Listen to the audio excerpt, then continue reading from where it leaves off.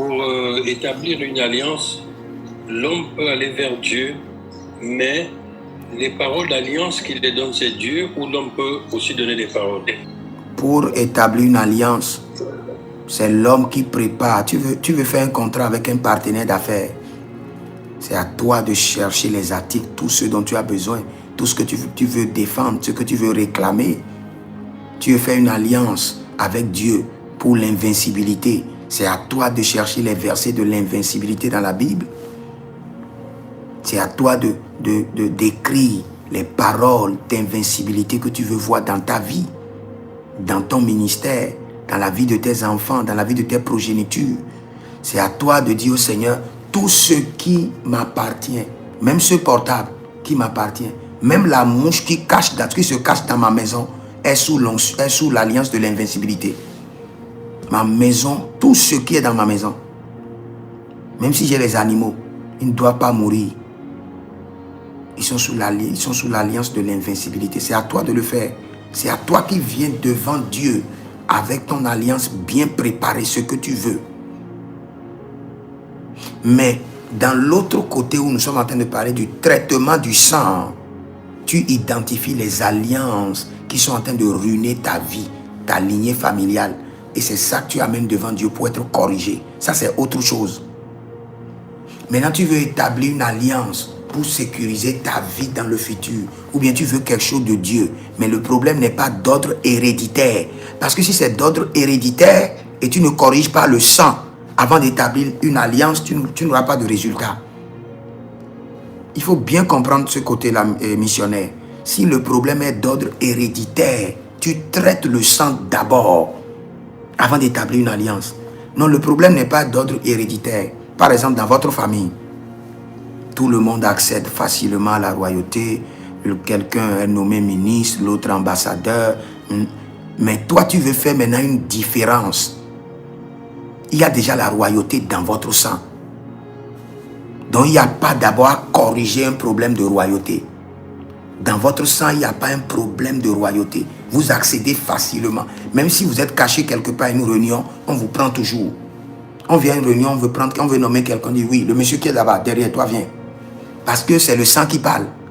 On t'appelle pour te nommer parce que ton sang dit que oui, nous avons la royauté. Nos ancêtres ont payé le prix pour que notre sang domine, pour que notre sang dirige les autres. Même si tu rentres dans la salle, tu viens dernièrement, tu te caches derrière, on viendra te prendre. Parce que c'est le sang qui parle. Maintenant, tu as déjà cette royauté dans ton sang. Et tu veux avoir une royauté surnaturelle qui n'a jamais existé. Tu veux accéder à une zénith de royauté qui n'a jamais existé dans ta famille. Tu ne corriges plus. Tu as déjà ça dans ton sang. Maintenant, tu fais un pacte, une alliance avec l'Éternel pour accéder maintenant au zénith de la royauté. Par exemple, dans votre famille, vous avez des ministres, vous avez des ambassadeurs, mais vous n'avez pas de président. Mais vous avez déjà le sang royal. Tu ne corriges plus pour dire je veux le sang royal. Je veux corriger la royauté dans mon sang. Tu fais des alliances maintenant pour accéder à la magistrature suprême qui est le président. Là, tu viens à l'Éternel pour dire, Seigneur, je veux établir une alliance avec toi pour accéder à la magistrature suprême. Et voici l'alliance que je veux établir avec toi. Je donne telle chose par semaine, ou je donne telle chose par jour, ou je fais tel sacrifice par mois, ou par année, ou par 6 mois, ou par 3 mois. Et c'est avec ça que je vais renouveler mon alliance pour accéder à la magistrature suprême dans tel pays. Et voici, par cette alliance, je veux que tout le peuple puisse commencer par appeler mon nom de leur cœur, qu'ils m'aiment, que je sois accepté par les hommes, par les femmes, que tous les débutés commencent par crier mon nom. Et tu réclames. Seigneur, dès que je vais honorer cette alliance, voici ce que je veux voir. Voici ce que je veux voir. Même le vent qui souffle dans la nation, que le vent appelle mon nom. Que les gens voient ma photo partout dans les feux. Que je sois planté dans les pensées des hommes. Et tu commences par réclamer tout ce que tu veux. C'est toi qui élabores ton contrat. Tu veux signer un pacte avec Dieu, c'est toi qui élabores. Tu prends des jours pour jeûner, pour prier, élaborer ton contrat et tu viens signer maintenant l'alliance. Est-ce missionnaire, tu as bien compris? C'est la même chose dans le ministère. C'est la même chose dans n'importe quel domaine.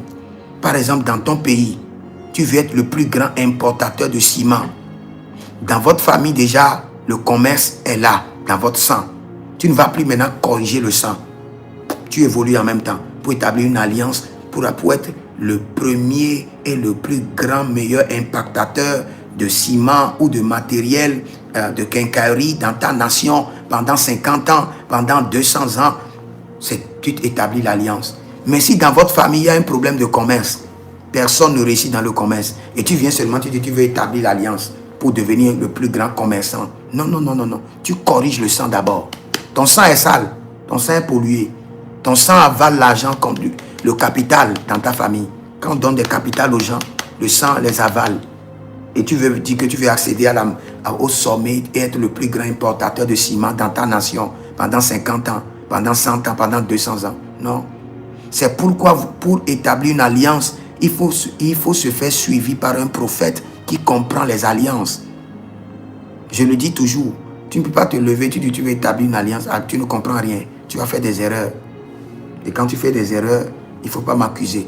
Parce que quand tu établis une alliance, ça ne doit pas faire 1 an. Dieu doit te parler. Si l'alliance est bien établie. Je te jure. Quand je suis rentré dans le règne des alliances, en même temps, Dieu me dit, telle alliance, il dit, gare à toi si tu t'amuses avec telle alliance, qu'elle a été enregistrée au ciel. À 8 mois de mon alliance, il dit, gare à toi si tu t'amuses avec ton alliance. Elle a été enregistrée au ciel. Et l'ange de l'alliance se déplace déjà avec toi. Parce que ce sont les mystères de l'alliance que je vais enseigner après. Parce que quand tu établis une alliance, le ciel t'observe, le ciel ne dit rien. Le ciel ne valide pas l'alliance. Tu le fais 1 mois, 2 mois, 3 mois, 4 mois, 5 mois, 6 mois, 7 mois, 8 mois, 9 mois, 12 mois. Le ciel t'observe. Un temps arrive seulement et te dit, l'alliance a été validée au ciel. Le conseil divin a étudié ton alliance. Tu dois l'entendre, pas un rêve, pas une vision. Il te souffle ça. Un temps vient maintenant, il te dit, gare à toi si tu t'amuses avec ton alliance. Gare à toi. Donc, si tu veux établir une alliance, pose les questions. Il faut qu'il y ait un suivi pour que tu saches réellement comment le faire.